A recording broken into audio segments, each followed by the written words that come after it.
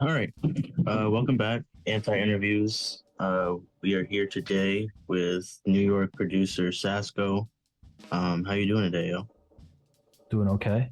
Um, just been super busy, but I'm glad we had the time for this. I appreciate you taking the time for it. Not only just listening to the project, but taking the time to do the interview too. How are you doing? Absolutely. I'm doing all right. I'm doing all right.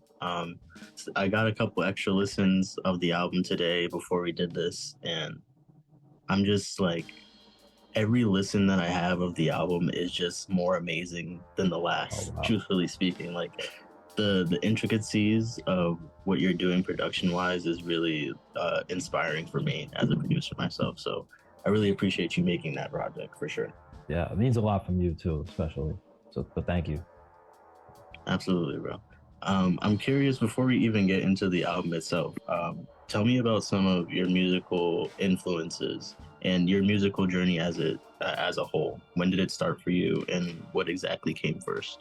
Um, I guess the first thing that like really stuck, because I'd always like listening to music growing up and everything.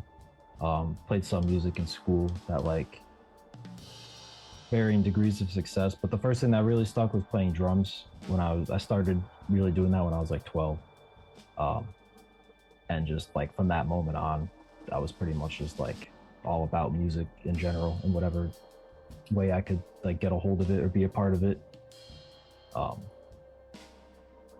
yeah, that was like the main thing up until I was hmm,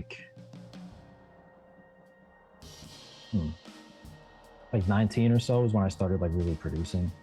2015. Um, and then from then it was pretty much evenly split between still playing drums and producing as far as like what the priority was. That's a very short version of a lot of different things and a lot of different phases and a lot of different kinds of learning. Um, as far as influences, man, it's all over the place. You mean just specifically like for this album? In general, like what musically shaped your sound and your interests? It's everything. I mean, I'm pretty like grateful to have had exposure to so many different things. I guess I'll just go like kind of chronologically. Um, and everything kind of like is also happening at the same time. Like just because I got introduced to something doesn't mean I like abandoned what else I was doing. Everything it was kind of just like an additive process instead of replacing one with the other. Obviously, the first thing on drums you learn is like rock stuff. Um, this was about I started playing around like 2008, 2007. So like I don't know stuff like the biggest album at that time was like the Black Parade, My Chemical Romance. I wasn't really like able to play that right off the bat. Earlier stuff was like, I was learning a lot of classic rock stuff, a lot of White Stripes, a lot of pop punk. So that was like my first idea of like what I wanted to do and what I was most into. Um, Going from that into high school, it was like a combination of getting into, and this is stuff I, been exposed to varying degrees before, but like getting into jazz, getting into hip hop, getting into R&B, uh, some kind of like what you call classical stuff too.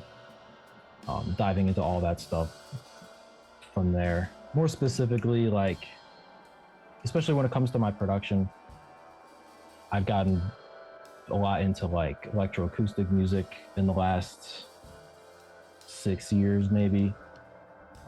A lot of just into electronic music in general. That wasn't really something on its own I was like ever really into until like I became a producer. But a lot of stuff in that field has really shaped my production. Like stuff like Autechre, Jan Jelinek, too much stuff to name, Daisuke Tanabe, some kind of like left field instrumental stuff because for a long time I was really just making instrumental music, not by choice, but like out of necessity in a lot of situations. And of course, being a drummer, a lot of jazz, like the improvisatory nature of it really like plays a part in the production. Um, the idea of not repeating things after like my first full length project.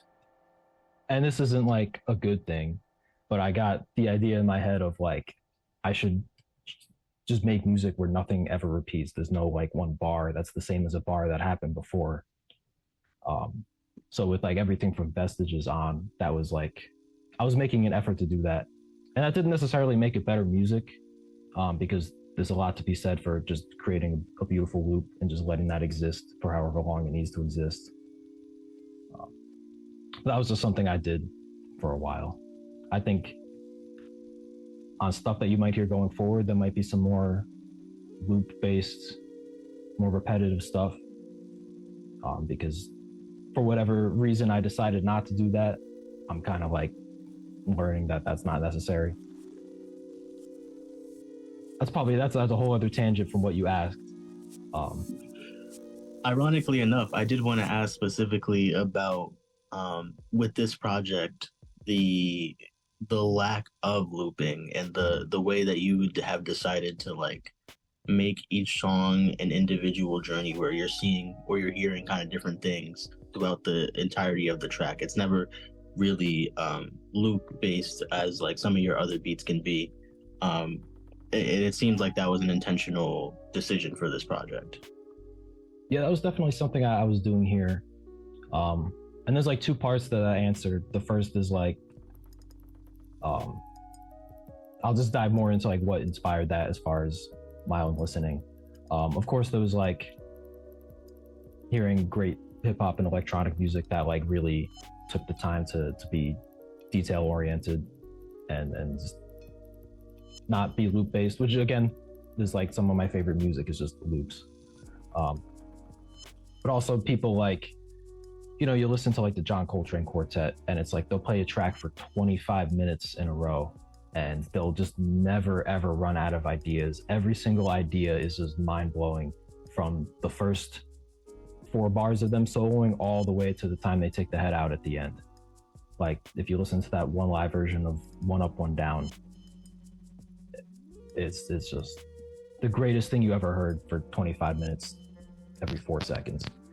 And then even in more like non-improvised genres too, there's the Prince track Lady Cab Driver, and it's 9 minutes, and it could very easily have just like been verse chorus solo out, but instead he put in all these little ideas that again, it's like the greatest thing you've ever heard. Any other artist would have made an entire song out of like any of these 5 to 10 second ideas, but he just threw them in there once and then just moved on. And if you wanted to hear them again, you know, ideally you just play the whole song again.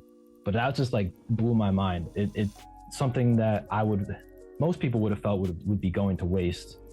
He was just like, no, there it is. I heard it. You heard it. Let's move on. So that was very inspiring to me as far as just being like, not being worried about lingering on something too long. You already did it. It's been said. Why say it again? And just also the idea of not being worried about running out of ideas. Like if am I going to use up all my ideas on this one track? When it's like that'll never really happen if you're really like open to new things. So by like creating tracks like that, you know, there'll be no shortage of things to explore to keep it interesting. And it's just like, I don't know, I hate looking at the DAW, the project file, and seeing stuff that's copied and pasted. Or at least like at the time of making this, that wasn't appealing to me. Yeah, and I definitely feel that. I feel like there's something to be said about creating moments in a song without having to like, you know, overindulge in said moment by like repeating it over and over again. And I think that's something that you did really well with this project in particular. When you started the creation or ideation process of this album, what were there any thematic elements that you wanted to hit while making the album? Sort of. I mean, well, first I forgot the second half of the answer to the first question. I'll keep it short though. For a lot of the tracks with features on it, I did really just send the people 3 minutes of just like a loop. So for 38 Summers, the track with Sketch 185, it was really just the same 4 bars over and over again. That was what he initially got. But when I work with rappers and vocalists, I really just like to have it be like a more conversational process, um, where I'll give them something, they'll respond to it, and then I'll like respond one more time back and like really shape the track around them to make it seem like more, or just make it seem intentional, like that there's more interaction going on. As far as like having a theme for the album,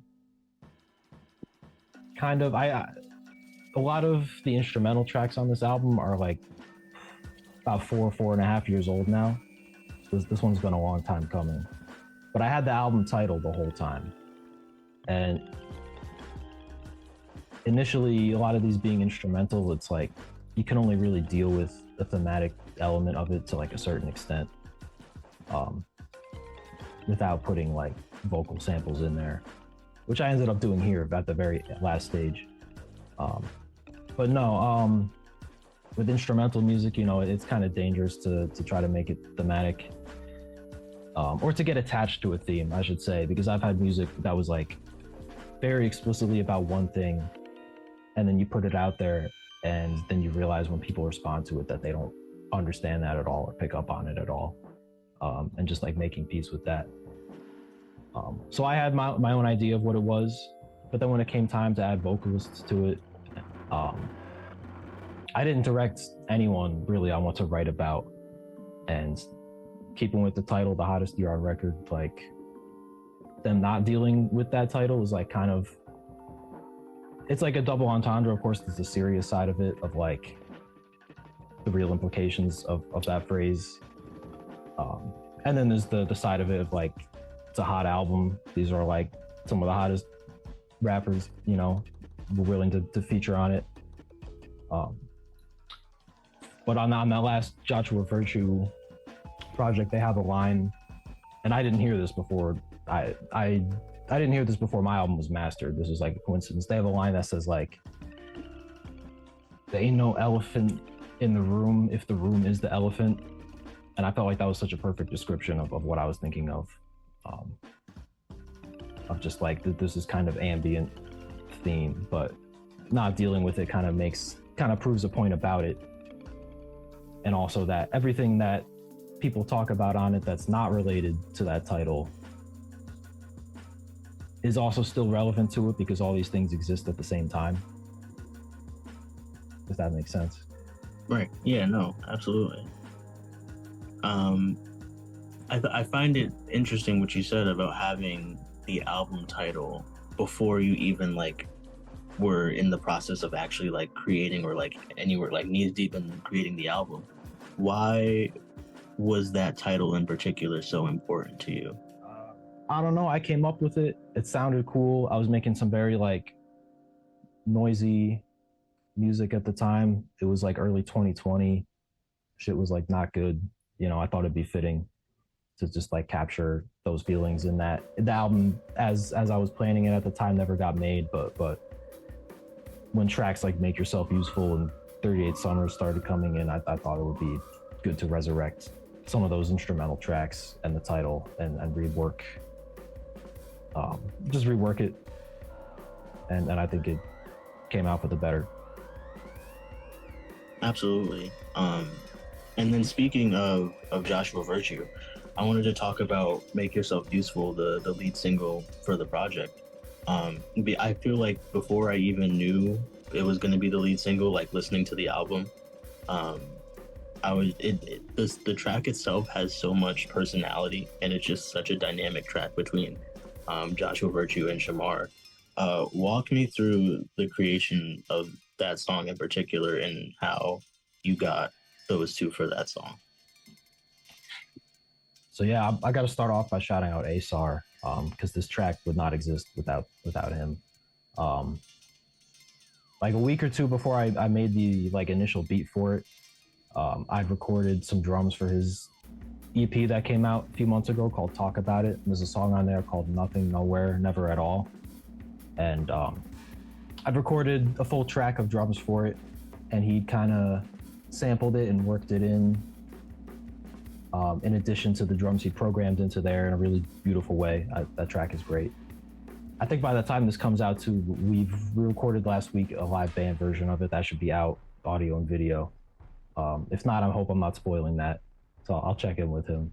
Uh, but yeah, so I took the drum stems I had from that, and knowing that he was like probably not going to use all of it, I thought like, hey, Matt, maybe I could make a cool kind of up-tempo beat with it. And I just looped like a few bars of it for the first section, then threw some drones on it, threw some guitar on it, and I thought it was a pretty cool beat. Made a few more sections. The parts with the drums dropped out. It's just guitar. And then for the second half of the track where Shamar comes in, I took a later section, excuse me, of that drum take, slowed it down by half, and that's what you hear for the drums there. It was a pretty simple instrumental track, at least. The saxophone got added way after both the verses. I'll just quickly talk about that. My friend Andre is a woodwind player. A few years ago, we used to just do sessions where he'd play saxophone and I'd just like process it through a bunch of effects, and we just like do recordings like that. So those kind of sat dormant for a while. And when it came time to figure out what to do with all the space after Shamar's verse, I just threw that in. Shout out Andre for letting me do that. But honestly, I just thought those two would sound good together on a track. It was pretty much that simple. My idea for getting features on this project, I wanted it to be people I had some sort of connection to. I'd never met Joshua. I still have never met Joshua in person. But there was some plans for us to do some things last year that didn't pan out. And I thought, this was last summer too that we recorded this track. I thought they would be a great fit for the track. Same with Shamar. I don't know. That was kind of it. I sent it out to each of them, and I got those verses back like within a couple days with each. And I knew right then that would be the single. Yeah, and I think it was a good call because I feel like that song has a lot of different, like we were talking about earlier, moments on it, production-wise and vocally between the two of them. You mentioned having sent out the instrumental to both of them.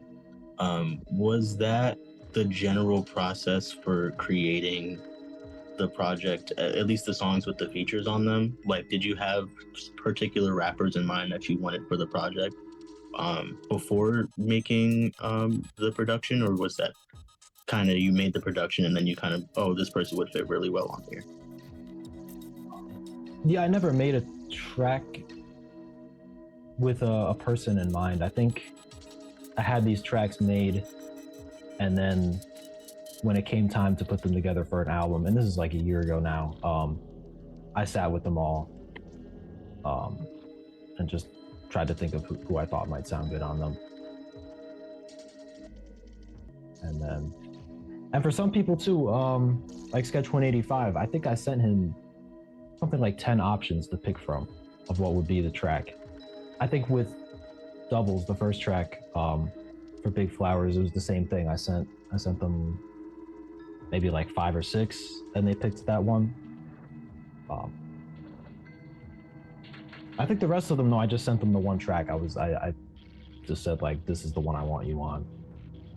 Except Samundi, that took some.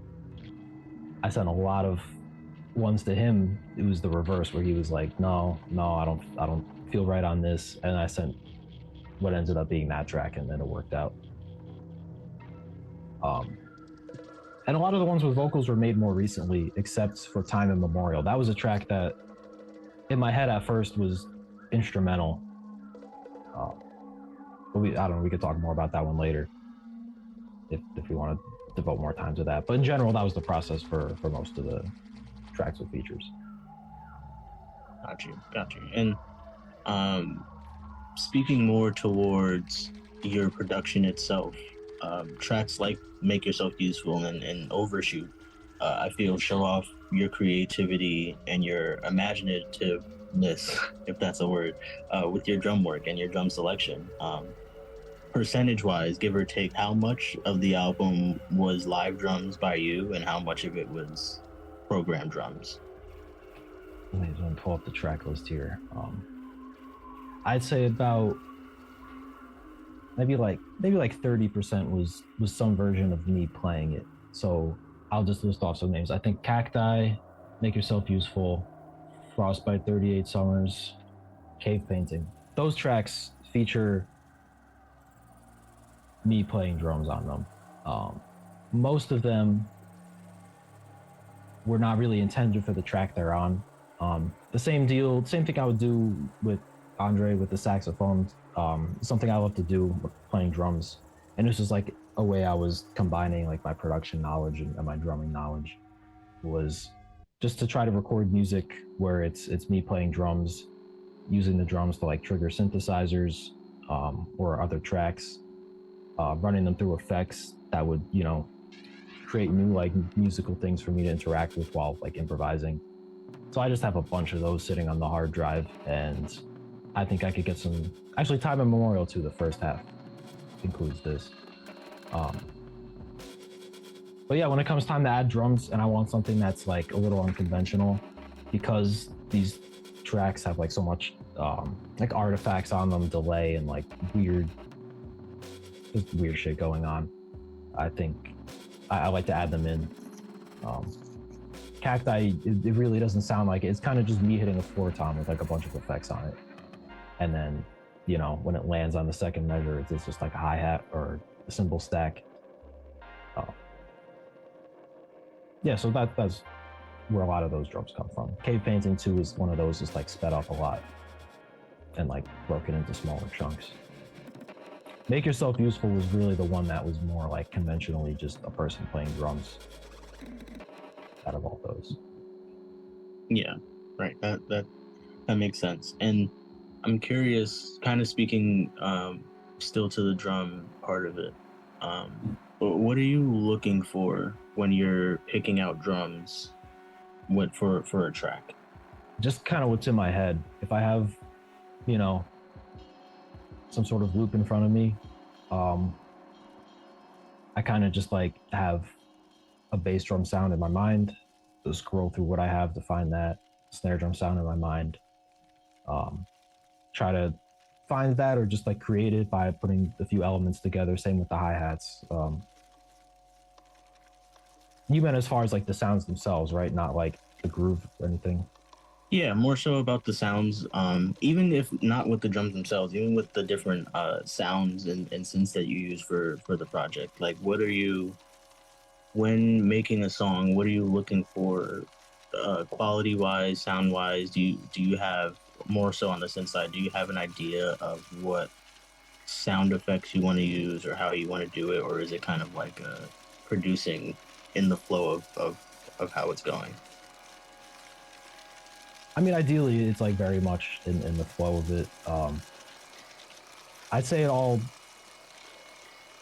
kind of the whole, how everything I've ever made has been crafted was me trying to make one thing that I had in my head beforehand, not making that because it's impossible to like completely just make exactly what you're trying to make, at least in my case, and then making something else that is different from that, but like great in its own way.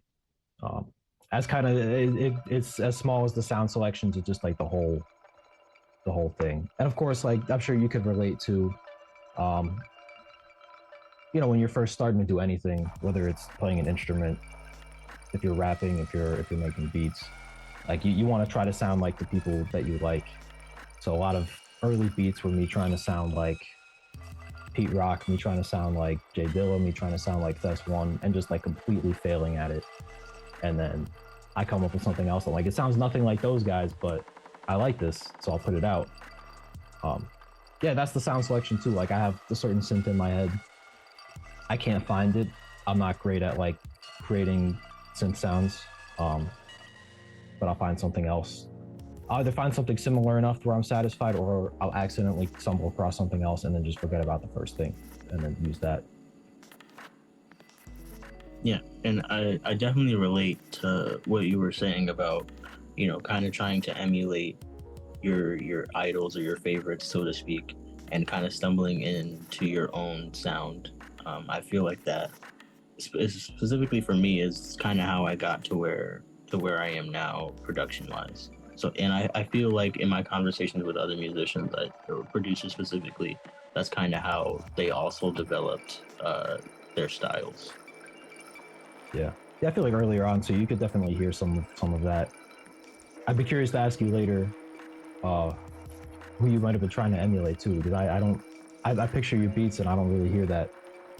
Like you did a pretty good job pretty quickly of just like sounding like Kilimanjaro. Thank you. I appreciate that. That means a lot. I feel like for me, I had a heavy influence by Madlib. Just loved the way that he would take loops that are seemingly simple and like seemingly, like unsuspecting in terms of like how difficult the chops, or intricate rather, the chops really are. And I kind of wanted to take a little bit of that and then also, kind of just distort the fuck out of it, how I tend to distort shit.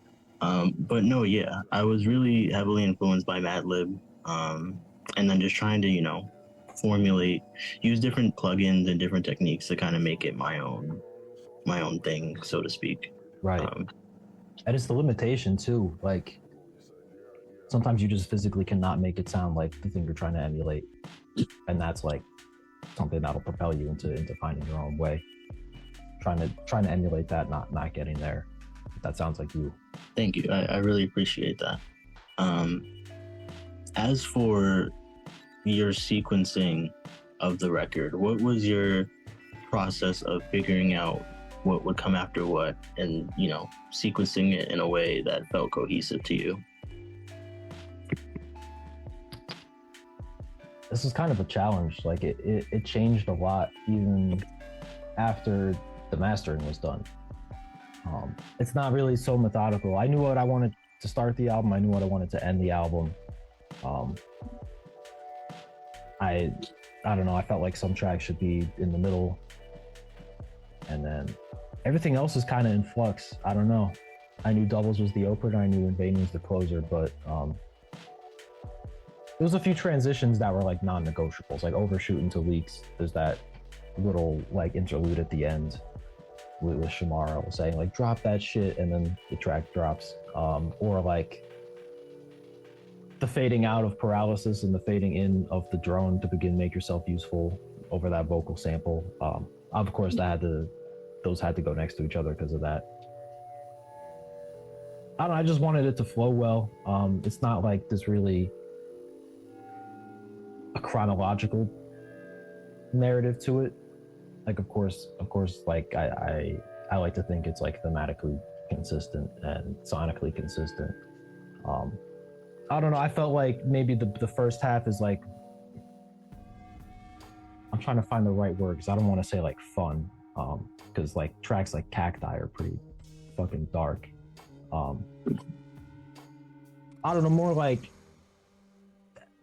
energetic up front, and then the back it gets like a lot heavier and darker. That would kind of be it, but it was really just like what fit together. I wanted to do something close to alternating instrumental tracks and tracks with vocals. That didn't work out perfectly, because the first two tracks I felt should go together, but other than that it mostly alternates. Mm-hmm. I don't know. Not a great answer, honestly. It wasn't so intentional of like, no, but it's honest. It's honest though. Here, yeah, for sure. It's an honest answer. I feel like there's something to be said about feeling good enough about the songs that it doesn't have to be, so exclusively or explicitly thematic, and then also you not having like a as we talked about earlier, having a super explicit theme with the album itself. I feel like the way that it works out well for the way that you put it together. Yeah, I mean the theme is that like just a bunch of shit is happening at the same time, whether that's like positive and reassuring like Doubles or like parts of Lost Cause Champion, or like I don't know, maybe you might interpret Cave Painting that way, you might not, and then like the negatives of like everything else basically. Um, so it's like, yeah, it doesn't matter so much the order because I don't know, it doesn't need to be like so satisfying like that. It's just kind of like, here is everything that's happening. It's all happening with this ambient thing above it all. So the order isn't, it's important, but like, yeah, like I said, not so intentional. And I remember you mentioned a little bit ago that you have been working on this project for a while, or at least you had the title for the project for a minute. How many different iterations of Hottest Year on Record existed before you came to this? I'd say there was one main one that I held on to from 2020 to like maybe a year or two after that. And then just like gave up on, took about half those tracks. I'd say I put vocals on. The holdovers from that are like Overshoot, Leaks, Intransitive, Time Immemorial, Avoidance. Not that those ones didn't have vocals on them. Those got added within like the last year. And then I took like snippets of the tracks that didn't really make that transition and put them. You'll like hear parts of them here and there on this. So really just two versions, just the one that was like initially planned all instrumental, and then when I really put it back together, it just ended up how it is now. But I see it, it's not like two separate projects. This is just like the most fully realized version of what I was planning then. I just was able to have more like resources and collaboration in order to make it as good as it could be. Yeah. That definitely makes sense.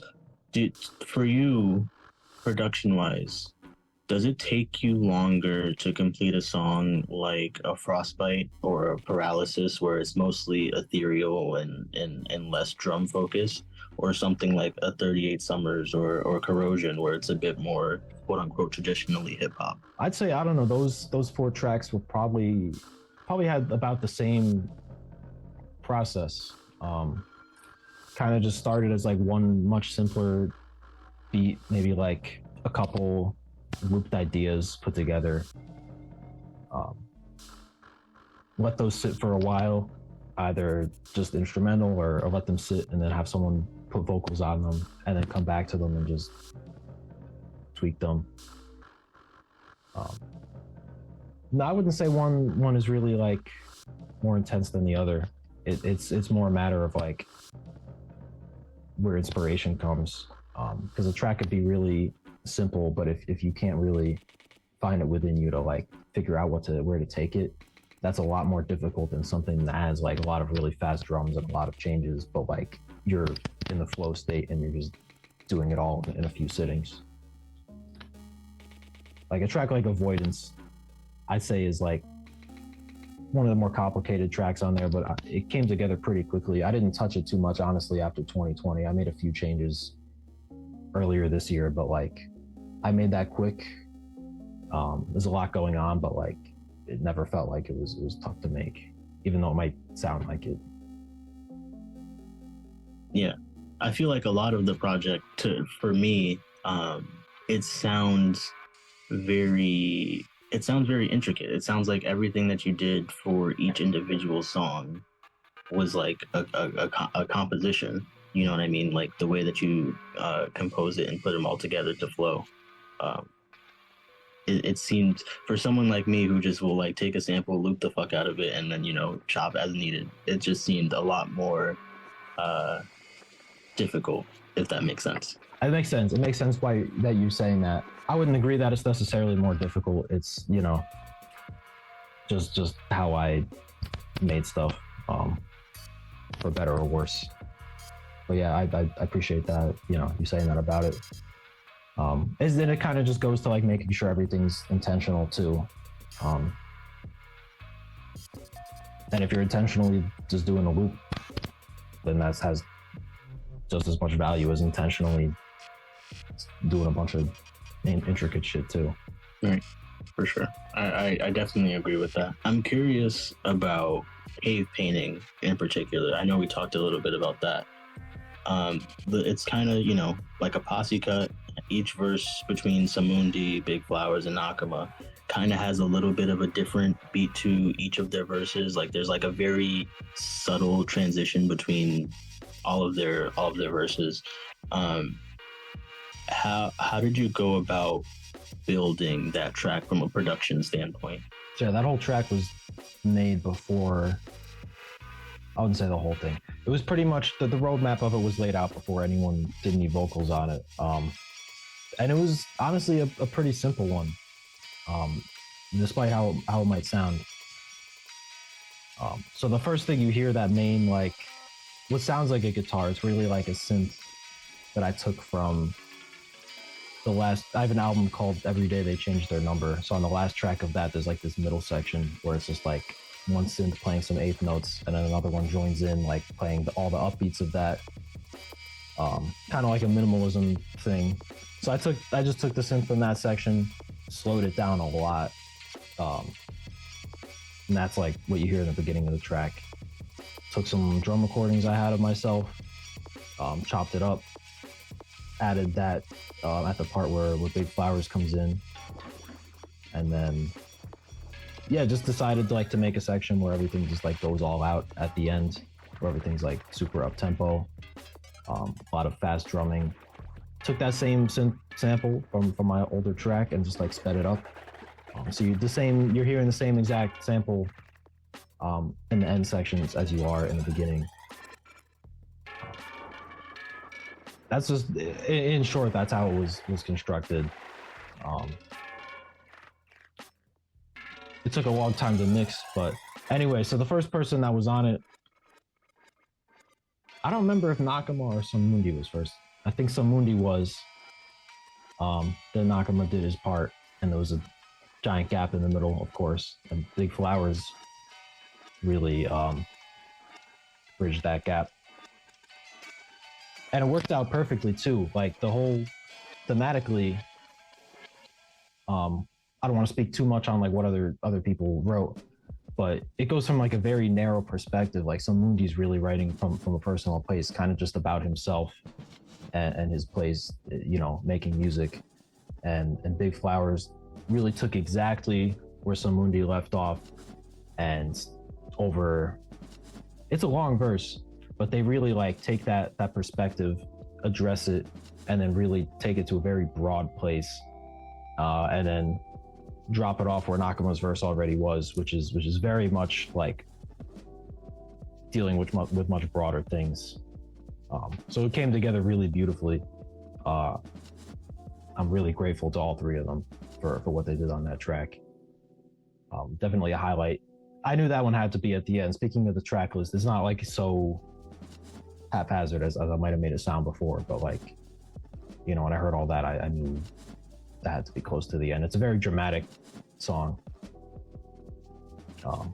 And just the instrumental too. I remember I was having like I won't go into details, but just like a very rough day when I made that track, and it felt very cathartic. Felt like I was getting a lot out with it, and the way all three of those verses came together really like complemented that. Yeah, for sure. And that's definitely that track in particular is definitely one of my favorites. I feel like they all brought something super unique to the track itself. Definitely one of the standouts. Another track that I was curious about, Time Immemorial with Brendan McCaw and Bagel. Salute to both of them. This track feels the most, as I said earlier, traditionally hip hop, so to speak, really? of most of the project to me. Was that, maybe it's just my ear personally, but was that an intentional thing to kind of have as like the standalone, quote unquote hip hop track, in comparison to the rest of the album, where it's like, very ethereal and loose, so to speak? No, definitely not the intention. I think I see what you mean for sure. I definitely see like 38 Summers or even like Miles is part of Lost Cause Champion. They seem, a little more traditional too. But no, nothing was like so intentional of like, let me make this style track and then I need one of these. I need this. I need something of that style. I think when I originally made Time Memorial too, you know, like 4 years ago, it was probably just supposed to be an instrumental. But the way that came together, I knew there would be two people on it. The first half that Vernon McCaw is on is pretty much like untouched. Like that part was done by the time both of them recorded on it. The Bagel's part was really just the drums that you hear when his verse starts, which is like "Saw You in My Dreams Last Night" part. He recorded just over those drums for his entire verse. We did a handful of takes of that too, and I told him for the last one, this is one of the ones where I was like in the room with the person. I told him like really just like shout this one, like make it a lot more energetic, because he was doing like what's typically his style on it, but of course he didn't know like what I was planning on doing with the track after. But I had an idea, so I wanted like another take I could like throw some distortion on and make it a lot heavier, and I just like added the rest in after. And I don't know, I to me that's like a little bit more of an experimental track too. I don't know, when I sent the final version to Bagel, I was like, I hope you like Tim Hecker and Dialect, because like those are kind of the things I was hearing in that like guitar I added to it. Yeah, no, I took some Koki sounds too, since you referenced that, threw some distortion on it. But no, as far as that being a traditional track, that was not the intention, but if that's not a bad thing either, you know, if you hear that, it's great. You know? Yeah, I think that's, you know, that's generally just the beautiful thing about music, is how everyone can interpret it in their own, you know, individual ways through the listens. Something I'm also curious about, just with your musical journey, so to speak.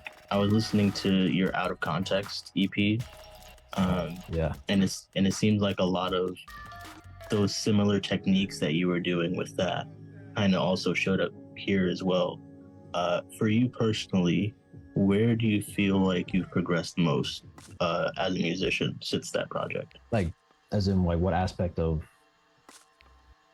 In terms of your production, do you feel like there was anything that improved on your part, any influences that changed for you? Just how you feel overall that you've progressed since that point, if at all. No, I mean, I think everything. That's such a cop out answer, but man, that's such a deep cut for you to have picked out to listen to. I almost forget that one exists sometimes. I mean, at that point, I forget when I put that out. It must have been like early 2021. I don't know, I was probably trying to channel a lot of like instrumental stuff I was listening to. No, I mean, I think what I've done since then is just like a refinement of what I was going for there. I'd say not every track on there is a winner, in my opinion. There's some really great stuff too on there, in my opinion. But no, everything just like from mixing. Mixing's the big one. That probably wasn't my best mixing on there, despite some like cool ideas. No, I just say everything improved. Yeah, and that's like a good, you know, that's a good thing. Not to like disparage my old work, because I stand by like all of it, because at the time I was sure of it enough to put it out. Yeah, I don't know, that's kind of a cop out, but this is just the truth. no, I think that's more than understandable. I feel like even what you were saying about, you know, not feeling the same way about the tracks that you did at that point that you do now, I think that's kind of just natural for any musician in general, producer, rapper, singer, whatever. I think especially for me, like I listen to some of my older stuff and I'm like, how was I comfortable getting that out there? Like, not to say that it was bad, so to speak, but it's just like, I feel like my style and my the way that I like to produce has changed a lot since that point. So I definitely can understand where you're coming from with that. Right. Yeah. I mean, I was probably like the midpoint between like where I started and where I am now. Yeah, my early stuff is like I wasn't even going for anything close to what I'm doing now. It's like crazy how much of a difference it is. But you know, I see other people like disparage their old work, and like a lot of times it's stuff I really love. So like I don't want to take my own stuff down or talk bad about it, because that, you know, someone else might be looking at it that way. Yeah, that's definitely true. From just an artistic standpoint, whether it be music, film, whatever, what's moving you these days? What's inspiring you? Man, honestly, like just like stuff I'm going through in my real life, just like existing is like been the main focus. Just like people in my life that I'm like trying to, you know, spend time with and learn from and just be around. I'll give some like more musical examples because I know it also sounds like a cop-out answer. But you know, I don't know, just had some heavy stuff going like that happened recently that like, you know, it's hard for that not to inform how I'm thinking about music and how I'm making music and what I want to do going forward. Musically, I don't know, the last few months it's been a lot of like Brazilian music, MPB stuff, like Milton Nascimento, Mel Borges, Toninho Horta, Beto Guedes, Chico Buarque, like a whole genre that kind of existed, like, I don't know, kind of fuzzy borders on like what exactly this period was, but like, I don't know, just like stuff from that time in that place in like late 60s to the early 80s, I think is like, they really hit on something really special there, that I've just found really inspiring. And it's just like beautiful music. I've always been a huge fan of it, but like the last few months I've taken the time to dive even further into it, and it's been like very rewarding to learn about all of that. And I think whenever I get to making another solo project, I definitely want to draw a lot of inspiration from that. There's a lot of very great qualities that they have that I did not embody on this project. Not, you know, this is the project I'm most proud of ever. It's a pretty like dark project though, in the face of a lot of dark shit that's being dealt with on the project, both like broadly and personally. But at that time, they were making, you know, this is in Brazil in the midst of like a dictatorship where like even these musicians themselves are getting like arrested and deported and sent overseas. But they really dealt with it in like a really utopian way as far as like what they were writing about and how they would make music. At least some people, you know, like Chico Buarque would be a little more blunt about it and like actually talk about things directly and then make like direct criticisms, while other people like Mel Borges would make like very beautiful like songs of resistance, like in a way that was more aspirational as opposed to like descriptive, which is like, I would say what I did here is like more descriptive. So I'd like to explore the other side of it. Yeah, I'm really curious to what that would sound like for you in your production. I have too. I have no idea how that's gonna happen or if that'll happen. You know, it's just like what I'm thinking now because it's just been like very inspiring to me. It'll be a long time too, because I have a lot of other collaborative projects coming up that I want to focus on. Kind of just like a dream right now. Got you. And lastly, what can we look forward to with your art in the future? What is next for Sasco? I don't know what exactly is next. I know the one thing for sure that I know is coming out in 2025 is a project with Sun Mundi that's pretty close to being done. Mostly just has to be mixed and everything. That I'm really looking forward to. I've been working with, shout out to Mundi, of course. Been working with him since, I don't know, 2021, maybe, I think, or late 2022, I don't know. The years are like flying by. But we made a couple tracks that went well and finally got together and put together an album. So I'm really looking forward to that. Got some music with Rapman Gavin, putting together a project. Don't have a date on that, but you can hear, something we did together on this project. Some stuff with Hester Valentine. Might have some tracks pop up here and there. I don't know. A few other people on the album with some things that are gonna pop up on their projects. I don't want to, spoil anything that they might be promoting sometime coming up. But yeah, just a lot more collaborative stuff. In general, yeah. But the big one next year, as far as right now is concerned, is the Samundi project.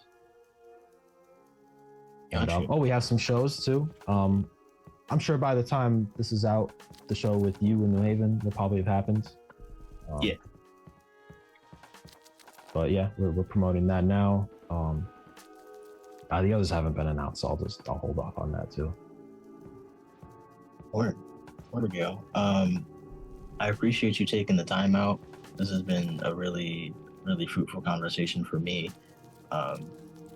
If you're checking this out, by this time the album should be out. So Hot as You're on Record, go get that. Go listen to that as many times as possible. It's a really incredible body of work, and I'm really appreciative that you did this, yo.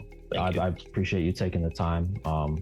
I also, want to give a shout out to everyone on the album: Big Flowers, Rapman Gavin, Hester Valentine, Joshua Virtue Shamar, Sketch 185, Cousin Oven, Miles Cook, Vernon McCaw, Bagel, Samundi, Nakama.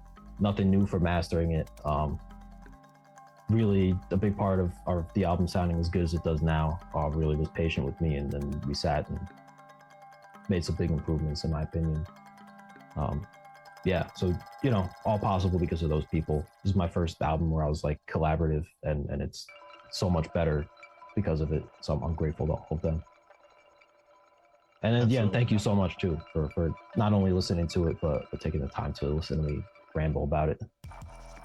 Absolutely. I'm honored to be able to do that. This was a really fun listen for me. In terms of the artistic side of it, I know thematically it gets a little bit dark, but like the album itself is like really, really stellar. And I'm honored that I was able to hear it a little bit early. Yeah. Hey, means a lot from you. So thank you. Yeah, for sure. But this has been another ANTII Interviews. Thank you for checking us out.